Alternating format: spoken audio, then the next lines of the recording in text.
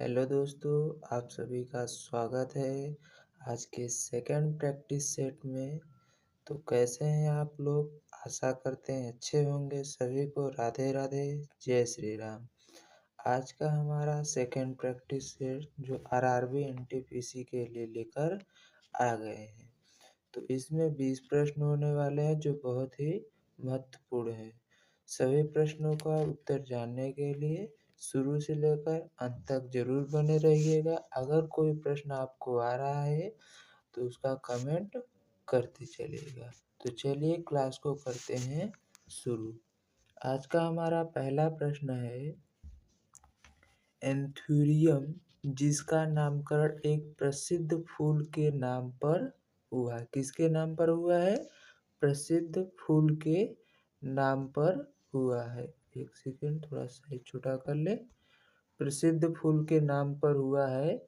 यह निम्नलिखित में से किस राज्य का एक प्रमुख पर्व है? तो क्या यह मिजोरम का पर्व है, नागालैंड का है, मणिपुर का है? तो कहाँ का पर्व है? तो एंथूरियम जो एक प्रसिद्ध फूल के नाम पर रखा गया है, यह मिजोरम का, कहाँ का?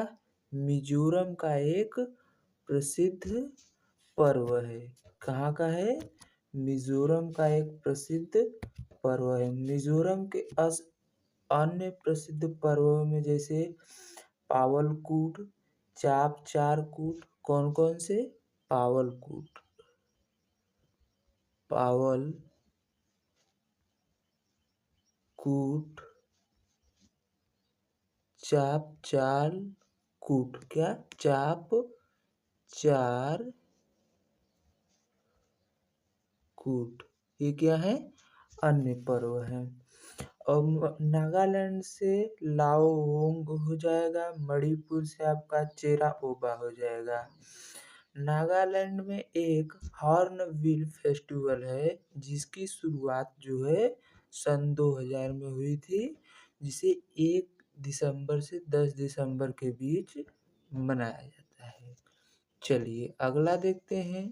अगला प्रश्न हमारा है, कोलकली कला में की जाने वाली, कोलकली में डॉट डॉट डॉट में की जाने वाली एक लोक कला है।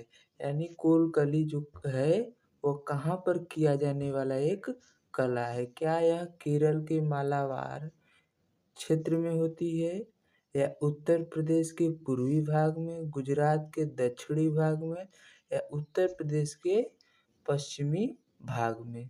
तो जो कोलकली है यह केरल के उत्तरी मालाबार क्षेत्र में की जाती है। कहाँ पर? केरल के उत्तरी मालाबार क्षेत्र में। केरल में और जो अन्य लोक कला हैं उनमें थिरियावत्तुकली, मुदियट्टम, कालियट्टम, ये सब क्या है? केरल के अन्य लोक कला है। चलिए अगला देखते हैं। अगला प्रश्न हमारा है, बीटिंग द रिट्रीट आधिकारिक तौर पर भारत के किस राष्ट्रीय उत्सव के समाप्ति को दर्शाता है? तो क्या यह गांधी जयंती को समाप्ति को दर्शाता है, संविधान दिवस के समाप्ति को दर्शाता है, स्वतंत्रता दिवस या गणतंत्रता दिवस?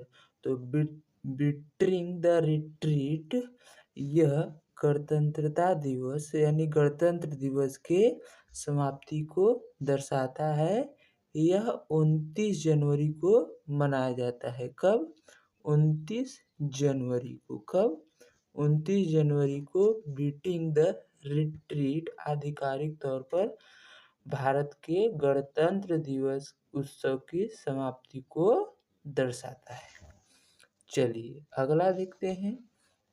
अगला प्रश्न हमारा है, मधुबनी कला किस भारतीय राज्य से संबंधित है? जो मधुबनी कला है यह भारत के किस राज्य से संबंधित है? क्या यह बंगाल से संबंधित है, महाराष्ट्र से, बिहार से, या फिर पंजाब से? तो मधुबनी कला जो है यह बिहार से संबंधित है। कहाँ से संबंधित है? बिहार से संबंधित है। इसे मिथिला भी बोलते हैं। जो मधुबनी कला है इसको मिथिला भी कहते हैं। क्या कहते हैं? अन्य नाम इसका मिथिला है। बिहार में अन्य जो कला है वो क्या है? जादू पटिया है, पैटकर है। क्या क्या? जादू पटिया और पैटकर। कौन सी? जादू पटिया, जादू पटिया और पैटकर। कौन सा? पैटकर। ये कहाँ के हैं? बिहार के अन्य कला हैं। चलिए अगला देखते हैं। अगला प्रश्न हमारा है पुस्तक इंटरप्रेटर ऑफ माल्डीज द्वारा लिखी गई है। जो पुस्तक है इंटरप्रेटर ऑफ माल्डीज, यह किसके द्वारा लिखी गई है? क्या यह नयनतारा सहगल के द्वारा लिखी गई है, झुम्मा लाहिड़ी के द्वारा लिखी गई है, अरुंधति राय के द्वारा लिखी गई है, या शोभा डे के द्वारा लिखी गई है? तो किसके द्वारा लिखी गई है? जो पुस्तक है इंटरप्रेटर ऑफ माल्डीज, ये झुम्मा लाहिड़ी के द्वारा लिखी गई है। किसके द्वारा लिखी गई है? झुम्मा लाहिड़ी के द्वारा। अरुंधति राय का बुक है the God of small thing. क्या पुस्तक इनका नाम है? The God of small thing. The God of small thing. इनकी पुस्तक का नाम है the God of small thing. Zumba Lahiri की अन्य पुस्तकों में है द नेम सेक और द लोलैंड। चलिए अगला देखते हैं। अगला प्रश्न हमारा है निम्न में से कौन सी तिकड़ी को कर्नाटक संगीत की त्रिमूर्ति कहा जाता है? कौन से तिकड़ी को यानी 3 लोगों के समूह को कर्नाटक संगीत का त्रिमूर्ति कहा जाता है? तो कर्नाटक संगीत जो है यह दक्षिण भारत के जो शास्त्रीय नृत्य उसमें भी इनका प्रयोग होता है। तो कर्नाटक संगीत के जनक जो हैं जिनको पिता कहते हैं वह पुरंदर दास हैं। कौन है? पुरंदर दास। कौन? पुरंदर दास कर्नाटक संगीत के पिता कहे जाते हैं और उनकी पुस्तक है दास साहित्य। जो पुरंदर दास हैं इनकी पुस्तक का नाम है दास साहित्य। ये कर्नाटक संगीत के जनक हैं। तो कर्नाटक संगीत की त्रिमूर्ति कौन है? कर्नाटक संगीत के जो त्रिमूर्ति हैं वो क्या? मदुराई मुड़ी अय्यर है, टाइगर वर्दाचार्य और श्यामा शास्त्री हैं, या फिर त्यागराज मुत्तुस्वामी दीक्षित और श्याम शास्त्री हैं? तो कौन है? त्यागराज मुत्तुस्वामी दीक्षितर और श्यामा शास्त्री। ये कर्नाटक संगीत के त्रिमूर्ति कहे जाते हैं। कौन? त्यागराज मुत्तुस्वामी दीक्षित और श्यामा शास्त्री। चलिए आगे देखते हैं।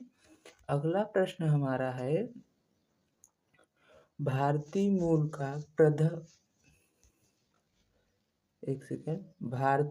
का प्रथम नागरिक जिसे नोबेल शांति पुरस्कार से सम्मानित किया गया था। भारतीय मूल का वह कौन सा व्यक्ति है जिसे प्रथम नोबेल शांति पुरस्कार से क्या किया गया? वो सम्मानित किया गया। क्या वह रविन्द्रनाथ टैगोर हैं, मदर टेरेसा हैं, कैलाश सत्यार्थी हैं, या अमृत सेन है? तो बताइए कौन है? तो कैलाश सत्यार्थी जी को जो थे वो भारत के प्रथम नागरिक थे जिसे नोबेल शांति पुरस्कार से सम्मानित किया गया था सन 2014 में। कब? सन 2014 में। जो रविन्द्रनाथ टैगोर है, इन्हें साहित्य में शांति के लिए साहित्य में इन्हें नोबेल पुरस्कार प्रदान किया गया था। चलिए आगे देखते हैं। अगला प्रश्न हमारा है,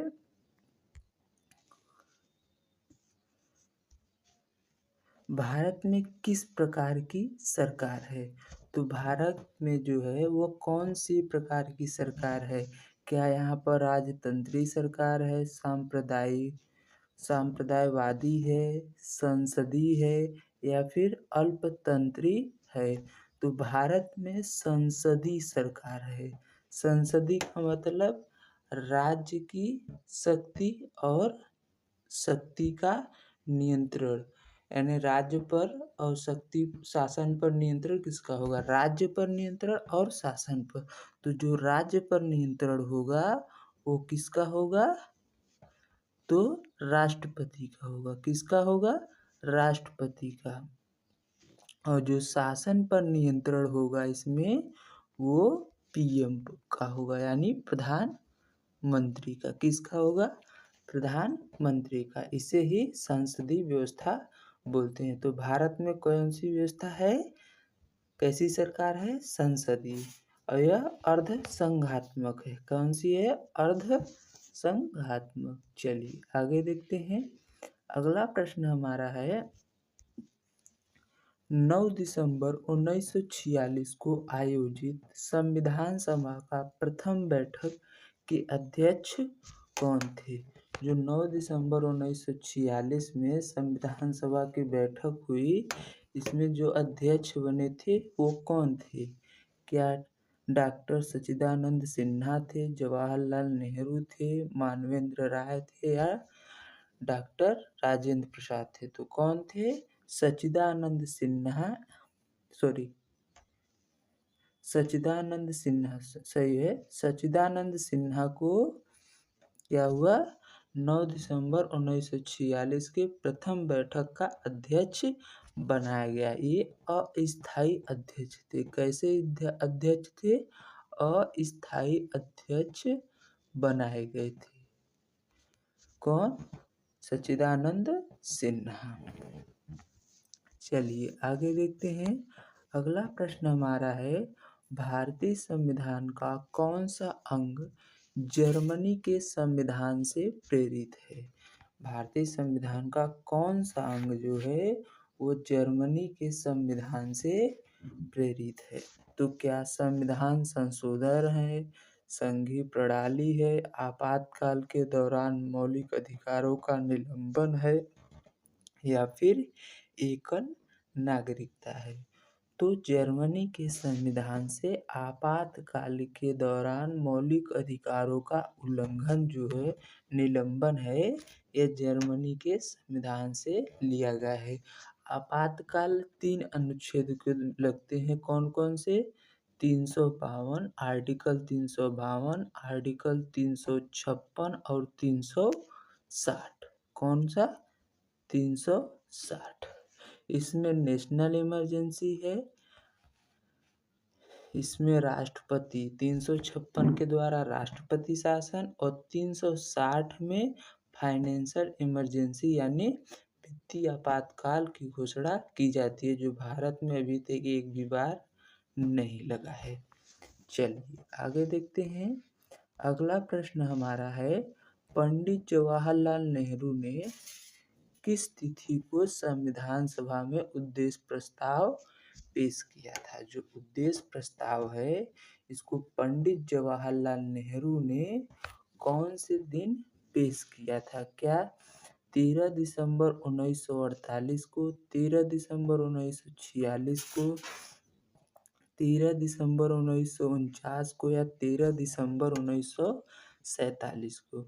तो पंडित जवाहरलाल नेहरू ने उद्देश्य प्रस्ताव को 13 दिसंबर 1946 में पेश किया था, जिसे 22 जनवरी 1947 में संविधान सभा के द्वारा स्वीकार कर लिया गया था। किसके द्वारा स्वीकार किया गया था? संविधान सभा के द्वारा। चलिए आगे देखते हैं। अगला प्रश्न हमारा है, भारतीय संविधान के भारतीय संविधान के राज्य के नीति निर्देशक सिद्धांतों को खाली स्थान से लिया गया है। यानी भारतीय संविधान में जो राज्य के नीति निर्देशक सिद्धांत हैं उसको कौन से देश से लिया गया है? क्या कनाडा के संविधान से लिया गया है, आयरलैंड के संविधान से लिया गया है, फ्रांस के संविधान से लिया गया है, या फिर अमेरिका के संविधान से लिया गया है? तो कहाँ से लिया गया है? भारत के नीति निर्देशक सिद्धांतों यानी डीपीएसपी को आयरलैंड के संविधान से लिया गया है। कहाँ से? आयरलैंड के संविधान से। आयरलैंड के संविधान से और क्या लिया गया है? राष्ट्रपति की निर्वाचन की प्रणाली तथा राष्ट्रपति के द्वारा 12 सदस्यों का राज्यसभा में मनोनीत किया जाना। कनाडा के संविधान से क्या लिया गया है? संघीय व्यवस्था यानी संघात्मक व्यवस्था। अमेरिका के संविधानों से मूल अधिकारों को लिया गया है। स्वतंत्र न्यायपालिका, न्यायिक पुनरावलोकन, उपराष्ट्रपति का पद तथा राष्ट्रपति पर महाभियोग जो है वो अमेरिका के संविधान से लिए गए। चलिए आगे देखते हैं। अगला प्रश्न हमारा है, पुस्तक तहकीक माँ लिल हिंद किसने लिखी है? जो पुस्तक है तहकीक माँ लिल हिंद यह किसके द्वारा लिखी गई है? तो यह अल बरूनी के द्वारा लिखी गई है। किसके द्वारा लिखी गई है? तो यह अल बरूनी के द्वारा लिखी गई है। किसके द्वारा? पुस्तक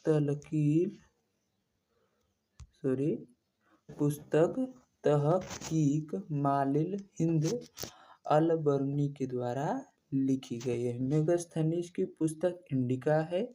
कौन सी पुस्तक है मेगास्थनीज की? इंडिका है। और इब्न बतूता की जो पुस्तक है उसे रेहला बोलते हैं। क्या बोलते हैं? इब्न बतूता की पुस्तक को रेहला बोलते हैं। चलिए आगे देखते हैं। अगला प्रश्न हमारा है, अल बरूनी ने अपनी पुस्तक किताब उल हिंद यानी मीन मकाबा किस भाषा में लिखी है? जो इसकी पुस्तक है किताब उल हिंद यानी मीन मकाबा किस भाषा में लिखी गई है? क्या संस्कृत में लिखा है, अरबी में, फारसी में, या फिर सीरियाई में? तो यह अरबी भाषा में लिखी गई पुस्तक है। कौन सी भाषा में? अरबी भाषा में। अल बरूनी जो था वो मोहम्मद गजनवी के साथ भारत आया था।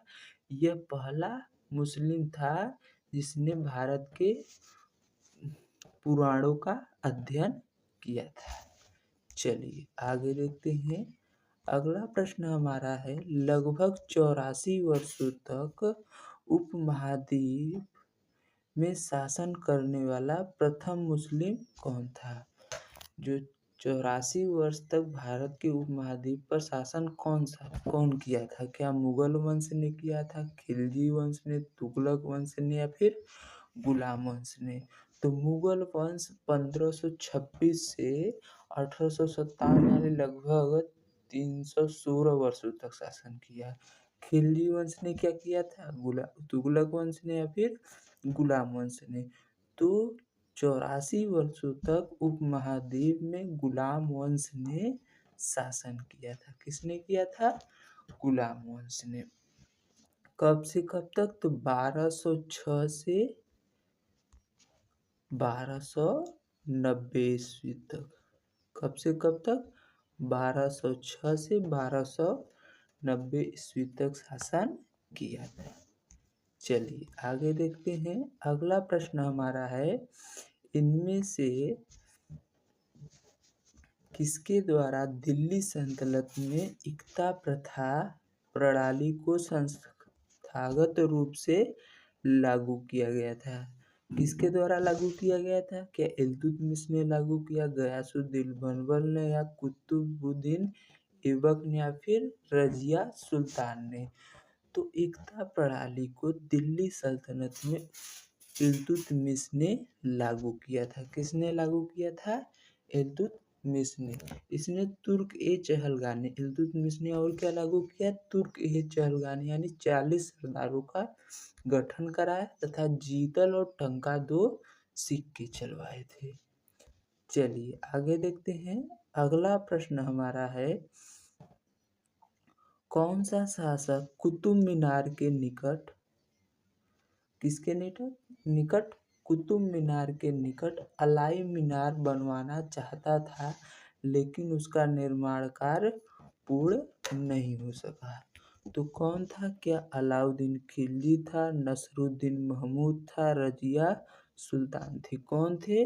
तो अलाउद्दीन खिलजी वो शासक था जो कुतुब मीनार के बगल में अलाई मीनार बनवाना चाहता था, लेकिन वह उसकी मृत्यु के कारण वह पूर्ण नहीं हो पाया। अलाई मीनार की जो ऊंचाई वो 24 मीटर है। कितना है? 24 मीटर है, जबकि कुतुब मीनार की ऊंचाई 72.5 मीटर है। कितना है? 72.5 मीटर कुतुब मीनार की ऊंचाई है। कुतुब मीनार को यूनेस्को की विश्व धरोहर सूची में 1993 में शामिल किया गया। कब शामिल किया गया? 1993 में शामिल किया गया। और इसका निर्माण कार्य जो कुतुबुद्दीन ऐबक ने शुरू कराया था, वह 1193 में इसको शुरू कराया था निर्माण कार्य, और इसको पूर्ण इल्तुतमिश ने कराया था। चलिए आगे देखते हैं। अगला प्रश्न हमारा है, आकाशगंगा की निकटतम स्पाइरल गैलेक्सी कौन सी है? जो आकाशगंगा है, इसकी निकटतम स्पाइरल गैलेक्सी कौन सी है? क्या ड्वार्फ गैलेक्सी है, सनफ्लावर गैलेक्सी है, एंड्रोमेडा गैलेक्सी है, पिनव्हील गैलेक्सी है? तो कौन सी गैलेक्सी आकाशगंगा की निकटतम है? तो एंड्रोमेडा गैलेक्सी जो है वो आकाशगंगा की सबसे निकटतम गैलेक्सी है। इसे देवयानी भी बोलते हैं। क्या बोलते हैं? देवयानी के नाम से भी इसे जाना जाता है। किसको? एंड्रोमेडा गैलेक्सी को देवयानी गैलेक्सी के नाम से भी जाना जाता है। इसका आकार जो है एंड्रोमेडा गैलेक्सी का वो सर्पिलाकार है। कैसा है? सर्पिलाकार है। चलिए आगे देखते हैं। अगला प्रश्न हमारा है, सूर्य के बाह्यतम क्षेत्र को किस नाम से जाना जाता है? जो सूर्य का बाह्यतम क्षेत्र है उसको किस नाम से जानते हैं? क्या कोरोना के नाम से जानते हैं, वर्णमंडल कहते हैं, संवहन क्षेत्र कहते हैं, या विकिरण क्षेत्र कहते हैं? तो सूर्य के बाहरी जो सबसे क्षेत्र है उसको कोरोना के नाम से जाना जाता है। किसके नाम से जाना जाता है? कोरोना के नाम से जाना जाता है, जिसका टेम्परेचर 6000 डिग्री सेल्सियस होता है। कितना होता है? 6000 डिग्री सेल्सियस इसका टेम्परेचर होता है। आंतरिक भाग को क्रोड कहते हैं, जिसका टेम्परेचर 1.5 करोड़ डिग्री सेल्सियस होता है। चलिए आगे देखते हैं। आज का अंतिम प्रश्न है, अंतरिक्ष विज्ञान के संदर्भ में निम्न में से किस ग्रह का एक भी चंद्रमा नहीं है? जो अंतरिक्ष विज्ञान के संदर्भ में यह बताया गया है कि कौन सा ऐसा ग्रह है जिसका एक भी चंद्रमा नहीं है। तो कौन सा ग्रह है? आप लोग इस क्वेश्चन का स्क्रीनशॉट ले लीजिए और इस क्वेश्चन का आप लोग हमें कमेंट में आंसर बताइएगा। यह आप लोगों के लिए होमवर्क है। क्या है? आप लोगों के लिए यह होमवर्क है। इसका जवाब आप लोग हमें कमेंट बॉक्स में देंगे। तो आज के लिए बस इतना ही। चलिए मिलते हैं नेक्स्ट क्लास में। इसी तरह रेगुलर बेसिस पे आपकी क्लासेस चलेंगी, जो आपको 4:30 बजे और 4 बजे के बीच में आपको मिलती रहेंगी शाम को। तो चलिए मिलते हैं नेक्स्ट क्लास में, तब तक के लिए धन्यवाद। जय हिंद।